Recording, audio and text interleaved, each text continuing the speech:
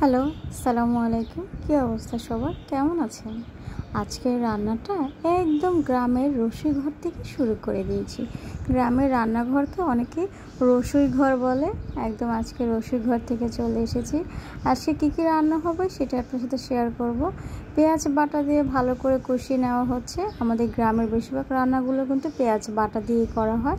আর হচ্ছে লার্কির চুলা রান্না, স্বাদে গুণে অতুলনীয়। দিয়ে দিলাম সামান্য পরিমাণ হলুদের গুঁড়া, মরিচের গুঁড়া অ্যাড হয়ে যাবে।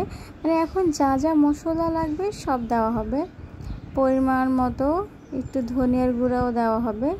যেহেতু পাঙ্গাস মাছের মাথা দিয়ে পুঁইশাক রান্না হবে, মাথাটা যেহেতু বড় মাছে একটু গন্ধ থাকতে পারে, তাই একদম ধনিয়ার গুঁড়া, হলুদ, মরিচ, পেঁয়াজ বাটা দিয়ে সুন্দর করে কষিয়ে তারপরে মাছের মাথাটা দিয়ে দেবো।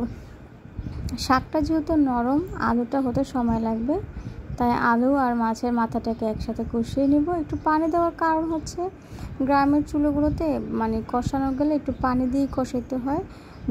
মানে ডিরেক্ট আমরা যেরকম গ্যাসের চুলায় আগুন লো করে কষাই, সেটা করা সম্ভব না, যেহেতু আগুনের তাপটা বেশি থাকে। কষানো হয়ে গেছে, এখন দিয়ে দেবো পুঁইশাকগুলো একদম তাজা ফ্রেশ। ঢাকাটা তিতা তিতা লাগে, যেহেতু এটা গাছের একদম অথেন্টিক, তাই খুবই স্বাদ ছিল। এখন আরেকটা কড়াই বসায় দিলাম, দিয়ে দিলাম তেল, দিয়ে দেবো পেঁয়াজ বাটা, কাঁচামরিচ। তেল আরেকটু লাগবে, তাই আরেকটু ঢেলে দিল। এখন এটাতে যা যা মশলা লাগে, হলুদের গুঁড়া, মরিচের গুঁড়া, লবণ সব দিয়ে, এটা চিংড়ি মাছ দিয়ে লাউ হবে, দুইটাই আজকে ঠান্ডা মজার খাবার। ভালো করে কষায় নেওয়া হচ্ছে। কষিয়ে নেওয়া হলে এক পর্যায়ে মাছ দিয়ে আবার কিছুক্ষণ কষানো হবে। সাইডে লাউকে একদম ধুয়ে কেটে গুছিয়ে রাখা আছে। ভালো করে কষানো হয়ে গেলে আমরা সব মশলা দিয়ে ভালো করে কষাইছি, সেটা আপনাদেরকে দেখালাম।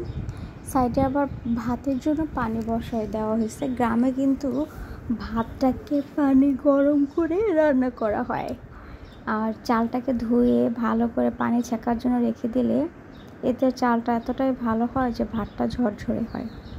লাউয়ের মাছটা কষানো হয়ে গেছে, চিংড়ি মাছ, লাউটাকে এখন মিক্স করার পালা। লাউ মিক্স করা হয়ে গেলে উপর থেকে ধনিয়া পাতা দিয়ে নামিয়ে নেওয়া হবে। আজকের মতো রান্না শেষ হয়ে যাবে। আমাদের রান্নাঘরটা হয়তো আপনার সাথে পুরোপুরি দেখাচ্ছি না, ছোট একটা রান্নাঘর, বাট খুব সুন্দর, খুবই সুন্দর। আমার কাছে খুবই ভালো লাগে, যেহেতু এটা আমার একটা পরিচিত জায়গা। ছোটোবেলা থেকে এই রান্নাঘরে দাদু রান্না করে, আম্মু রান্না করে, আমি বসে বসে দেখি। আর আজকে আমি সেই রান্নাঘরে ভিডিও শ্যুট করছি। ধনিয়া পাতা দিয়ে দিলাম, রান্না